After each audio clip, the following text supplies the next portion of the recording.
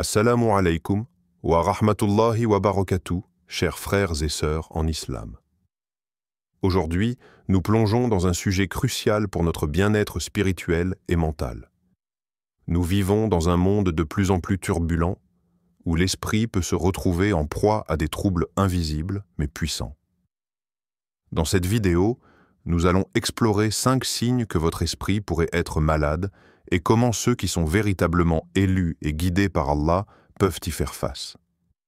Avant de commencer, faisons une invocation sincère pour qu'Allah nous guide dans la compréhension de sa parole et nous accorde la sagesse nécessaire pour surmonter les défis spirituels que nous rencontrons. Le poids de l'anxiété et des pensées négatives. L'anxiété est un poids invisible mais terriblement réel. Elle se faufile dans les recoins de notre esprit, cette sensation écrasante que quelque chose de terrible est sur le point de se produire. Le souffle court, la tête pleine de scénarios catastrophiques, l'esprit devient une mer agitée, où chaque vague de pensée semble plus violente que la précédente. C'est dans ce tourbillon que nous pouvons facilement perdre pied, nous noyant dans nos propres préoccupations. Ce sentiment d'angoisse, où chaque détail de la vie devient une source potentielle de malheur, est le premier signe d'une maladie mentale spirituelle. Le prophète Muhammad, paix soit sur lui, a toujours mis en garde contre le fardeau des inquiétudes inutiles. Il nous a rappelé que, en fin de compte, seul Allah connaît le futur et que nos peurs ne peuvent rien changer à ce qui est destiné. Le Coran nous invite à une foi inébranlable, à une confiance totale dans la volonté divine. Allah nous dit « Rien ne nous atteindra, sauf ce qu'Allah a prescrit pour nous.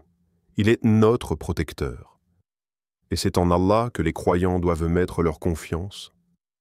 Surat At-Tawbah, 9:51. L'anxiété, quand elle nous submerge, devient un moyen pour Shaitan de nous détourner de la paix que nous offre la soumission à Allah. C'est un jeu mental, où nos craintes prennent la place de la foi, où chaque doute est nourri, où chaque peur devient un fardeau. Mais cette peur, aussi légitime qu'elle puisse paraître, ne doit pas gouverner notre cœur. Abu Huraïra, qu'Allah soit satisfait de lui, l'un des compagnons les plus proches du prophète, paix soit sur lui, nous a laissé un enseignement précieux à ce sujet. Il disait souvent « Ne laisse jamais la peur dominer ton cœur. Si tu crains, rappelle-toi qu'Allah est toujours avec toi. » Ces mots sont un rappel fort. La peur n'est rien face à la toute-puissance d'Allah. Dans la vie, nous serons constamment confrontés à des défis, à des moments d'incertitude et à des périodes où tout semble incertain. Mais c'est précisément dans ces moments-là que nous devons nous tourner vers Allah en nous rappelant que tout ce qui se passe dans nos vies, qu'il soit perçu comme bien ou mal, fait partie de la volonté divine. Le prophète, paix soit sur lui, nous a enseigné de ne jamais laisser l'anxiété nous détourner de notre but. Il nous a appris à rester ancrés, à rechercher le refuge auprès de notre Créateur et à nous rappeler que tout est sous son contrôle. Question pour le spectateur. Avez-vous déjà vécu un moment où l'anxiété vous a envahi, mais après avoir fait confiance à Allah, vous avez trouvé la paix intérieure? Si vous êtes dans ce moment de tourmente, rappelez-vous que la miséricorde d'Allah surpasse toutes vos inquiétudes. Cette paix intérieure n'est pas un luxe réservé à certains, mais un bienfait accessible à tous ceux qui choisissent de placer leur confiance en lui. Les pensées anxieuses ont cette étrange capacité à devenir notre réalité. Mais Allah, dans sa sagesse infinie, nous offre la solution. Plutôt que de lutter contre chaque pensée négative, nous devons apprendre à lâcher prise, à nous en remettre entièrement à lui. Cette confiance, cette foi en Allah, est le véritable antidote à l'anxiété. Lorsque nous plaçons notre cœur dans les mains d'Allah, nous découvrons une sérénité qui transcende toutes les épreuves. Imaginez un instant, l'anxiété est comme un nuage sombre qui obscurcit notre ciel intérieur. Mais lorsque nous cherchons refuge auprès d'Allah, la lumière de sa miséricorde pénètre à travers ces nuages, dissipant l'obscurité et offrant à notre âme une clarté inébranlable. L'anxiété, bien qu'inévitable dans certaines périodes de notre vie, ne doit jamais être autorisé à nous gouverner. La clé réside dans la foi et la confiance inébranlable en Allah, qui est toujours là pour nous guider et nous protéger. Le manque de gratitude. La gratitude, dans son essence spirituelle, est bien plus qu'une simple reconnaissance des bénédictions visibles. Elle est le miroir dans lequel se reflète notre cœur. Lorsque nous cessons de percevoir les bénédictions d'Allah, que ce soit dans les petites ou grandes choses, notre esprit devient vulnérable à la négativité. Chaque pensée se teinte d'amertume. Chaque épreuve devient une montagne insurmontable. Le manque de gratitude est une maladie qui, silencieusement, ronge l'âme, la privant de lumière et de paix intérieure. La clé pour sortir de cette torpeur réside dans la capacité à reconnaître et à apprécier ce que nous avons, à chaque instant. Allah nous enseigne dans le Coran que la gratitude est une clé pour ouvrir les portes de la miséricorde divine. Il nous dit « Si vous êtes reconnaissant, je vous accorderai certainement plus de bienfaits. » Sourate Ibrahim 14:7. C'est une promesse de notre Créateur.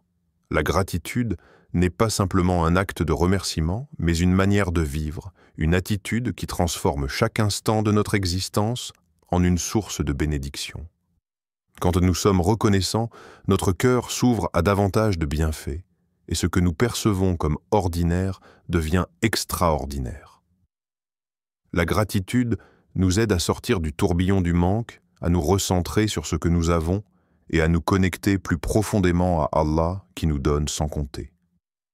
Histoire inspirante, prenons l'exemple du prophète Ayoub, paix soit sur lui, un modèle de patience et de gratitude face à l'adversité. Ayoub fut frappé par des malheurs inouïs. La perte de sa richesse, de sa santé et de ses enfants, tout cela sembla lui être arraché. Pourtant, malgré les épreuves, il ne se détourna jamais de sa gratitude envers Allah. Plutôt que de se concentrer sur ce qu'il avait perdu, il se rappela toujours ce qu'il avait encore. Dans le Coran, Allah dit « Et souvenez-vous de notre serviteur Ayoub, quand il invoqua son Seigneur, « Le mal m'a touché, et tu es le plus miséricordieux des miséricordieux. » Sourate Sad 38-41. Même au plus bas de la souffrance, Ayoub n'a jamais oublié de remercier Allah pour ce qu'il possédait encore. Ce n'était pas seulement une gratitude pour les biens matériels, mais une gratitude profonde pour la miséricorde infinie d'Allah, pour sa présence constante et pour le souffle de la vie qui lui restait. Cette histoire nous montre que, même dans les moments de profonde épreuve, la gratitude est un remède puissant. Elle nous permet de maintenir la paix intérieure et de trouver de la lumière dans l'obscurité. Le manque de gratitude est une prison de l'esprit. Lorsque nous nous concentrons uniquement sur ce qui nous manque, nous oublions de voir les bienfaits immenses d'Allah qui sont toujours autour de nous. Chaque jour, Allah nous accorde des bénédictions innombrables, le souffle de la vie, la santé, la famille, l'eau, la nourriture, et même la possibilité de nous réveiller chaque matin. Pourtant, nous nous laissons souvent envahir par les petites frustrations et les désirs insatisfaits. La gratitude, cependant, a le pouvoir de nous rééduquer, de remettre nos priorités en ordre et de nous reconnecter à l'essentiel. Question pour le spectateur. Comment pouvez-vous cultiver la gratitude chaque jour, même dans les moments difficiles? Prenez un instant chaque matin pour réfléchir à ce que vous avez. Un toit, des proches, une chance de respirer ou même simplement la possibilité de vous lever. Cela peut être un petit geste quotidien, mais chaque acte de reconnaissance envers Allah élargit votre cœur et vous rapproche de lui. Comptez vos bénédictions et vous verrez que les bienfaits d'Allah sont infiniment plus grands que vous ne l'aviez imaginé. Dans un monde où nous sommes souvent pris dans la course à la perfection et au désir matériel, la gratitude nous invite à prendre une pause. Elle nous pousse à regarder ce qui est déjà là, ce qui est déjà beau et ce qui est déjà un cadeau. Cela ne signifie pas nier les difficultés, mais plutôt adopter une perspective qui transcende la douleur, une perspective où la paix réside dans l'acceptation et la reconnaissance des bénédictions présentes dans notre vie, aussi petites ou grandes soient-elles. l'orgueil et la vanité. L'orgueil est un poison subtil, souvent déguisé en confiance en soi, mais qui, lorsqu'il s'invite dans notre cœur, devient un véritable fléau spirituel.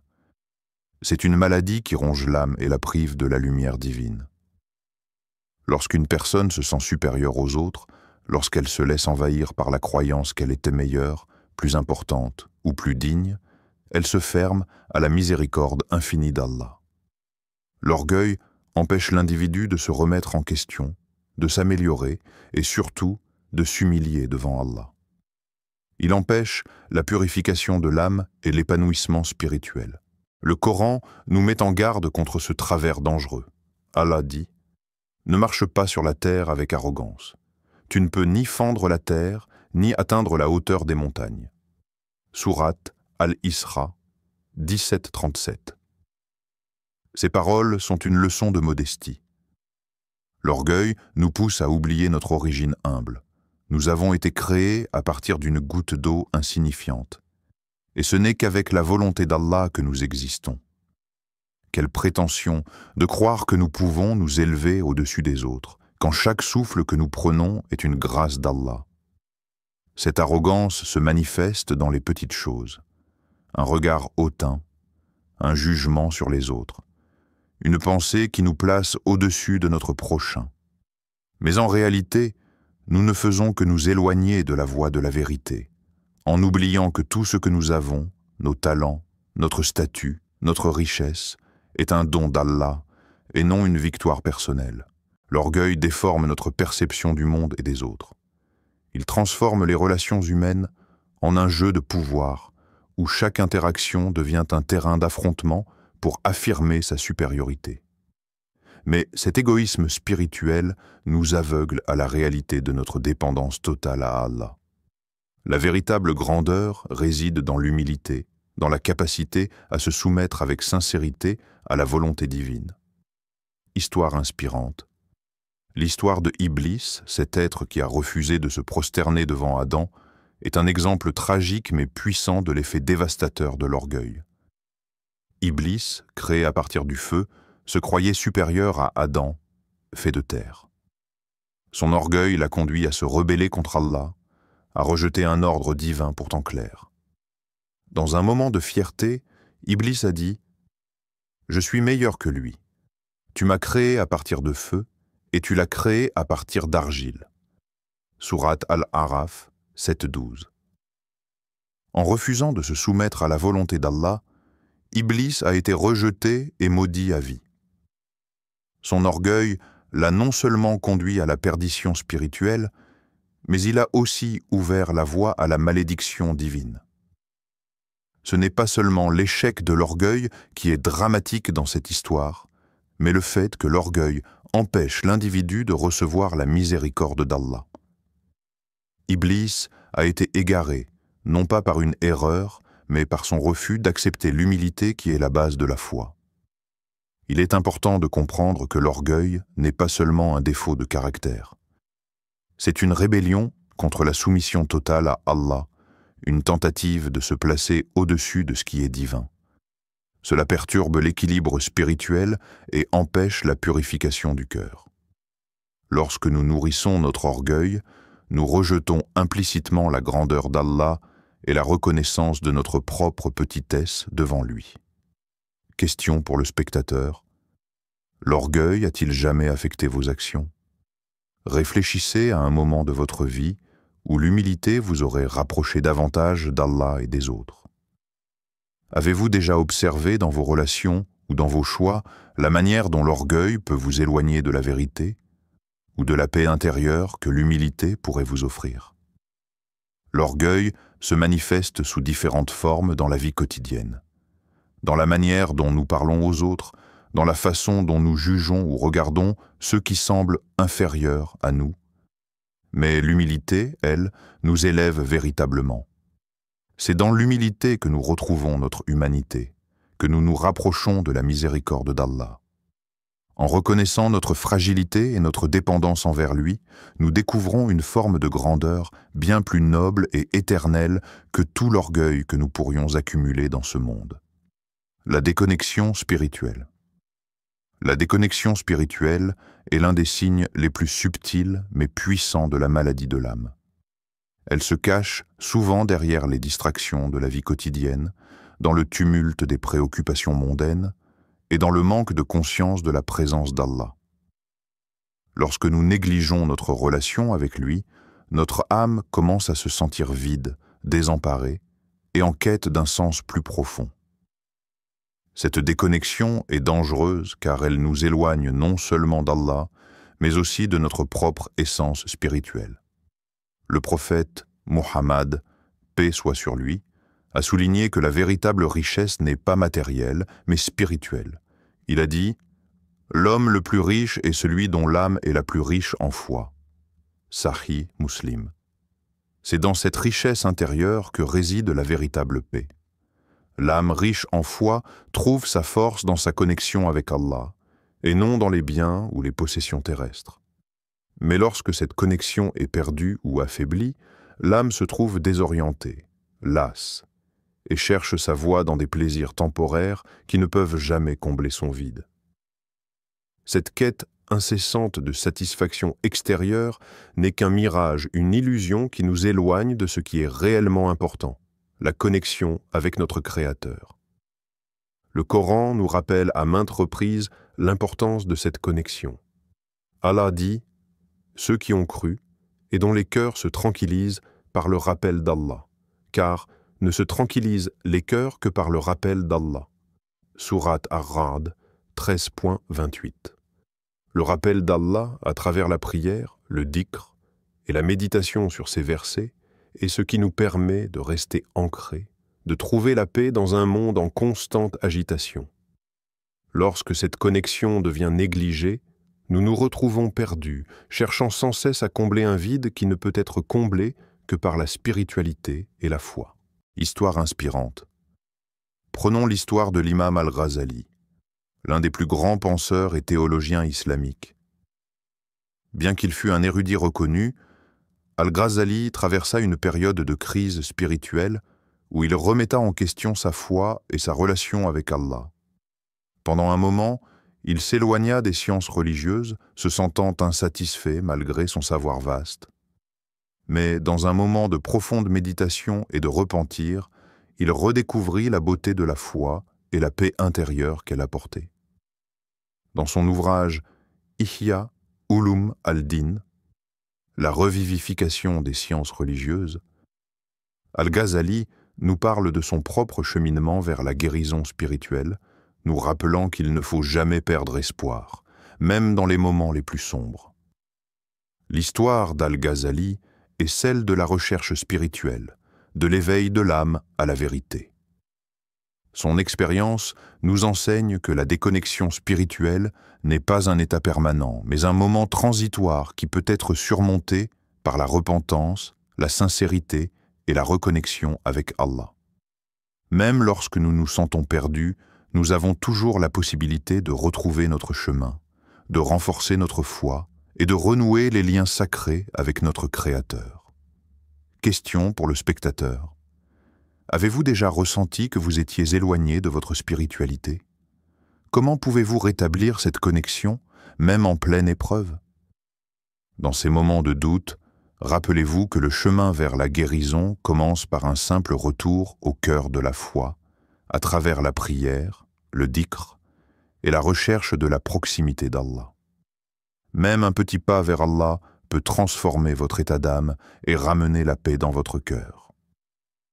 La déconnexion spirituelle ne doit jamais être vue comme une fin, mais comme une occasion de rétablir et de renouveler notre foi. Notre âme, comme le corps, a besoin de se nourrir spirituellement pour rester en bonne santé. Si nous négligeons cette nourriture, nous nous affaiblissons, mais si nous revenons à la source de notre existence, Allah, nous retrouvons la force et la clarté. Dans chaque épreuve, Allah est là pour nous guider et chaque retour vers lui est un pas vers la tranquillité éternelle. Le manque de patience. La patience est l'une des vertus les plus puissantes que nous puissions cultiver en tant que croyants. Dans un monde où l'immédiateté et les gratifications instantanées sont devenues des normes sociales, la patience apparaît comme une qualité rare, mais essentielle pour l'âme. Le manque de patience est un signe évident que notre esprit est malade spirituellement.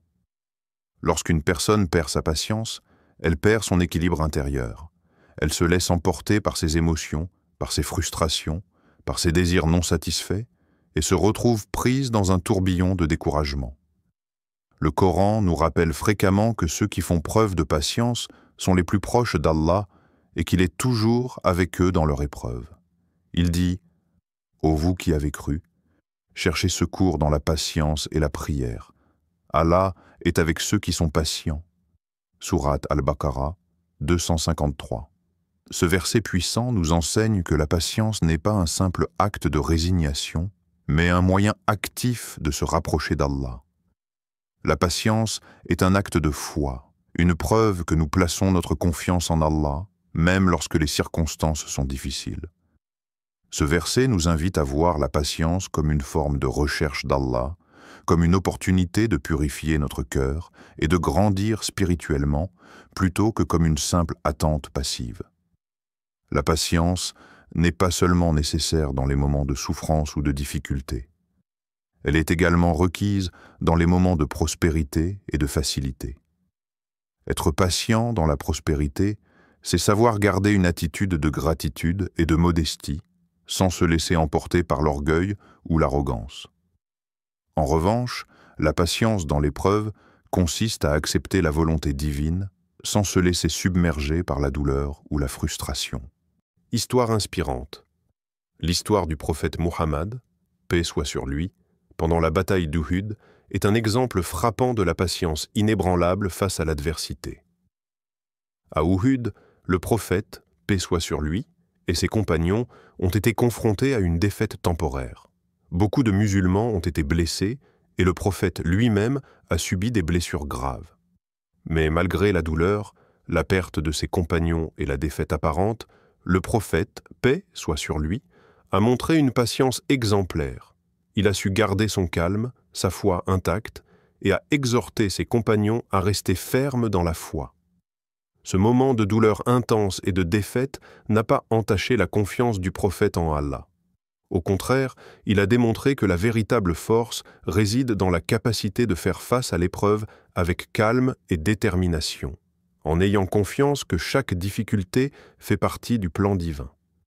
Il a continué à prier et à appeler à la persévérance, offrant ainsi un exemple de persévérance et de foi pour nous tous. Cela nous montre que la patience n'est pas l'absence de douleur, mais la gestion de cette douleur avec dignité et foi en la volonté divine. Question pour le spectateur. Dans quelle situation de votre vie actuelle pouvez-vous exercer davantage de patience? Peut-être que vous traversez des moments difficiles dans vos relations, dans votre travail ou dans votre vie personnelle. Quels sont les moments où vous avez perdu patience dans le passé? Et comment pouvez-vous aujourd'hui apprendre à rester calme et confiant dans la foi? La patience est l'un des plus grands moyens par lesquels nous pouvons tester et renforcer notre foi. C'est à travers la patience que nous nous rapprochons d'Allah, car c'est dans l'épreuve que nous avons l'opportunité de montrer notre véritable dépendance envers lui. Lorsque nous exerçons la patience, nous reconnaissons que notre vie, nos défis et nos épreuves sont dans les mains d'Allah, et nous trouvons la paix dans la soumission à sa volonté.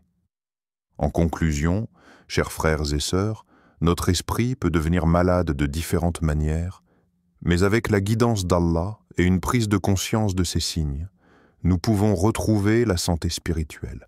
Allah, dans sa miséricorde infinie, nous guide à travers les épreuves pour purifier nos âmes. N'oublions jamais que la véritable guérison vient de la connexion avec lui. Invitons-nous à rechercher la paix intérieure, à être humbles, reconnaissants, patients et proches de notre Créateur. Puis, dans les moments difficiles, rappelons-nous que le remède réside dans le Coran et la prière. Qu'Allah nous accorde la capacité de reconnaître ces signes et de nous y confronter avec foi et patience. Amin. N'oubliez pas de vous abonner à la chaîne, de liker la vidéo, de partager ce message et d'activer la cloche de notification pour ne rien manquer.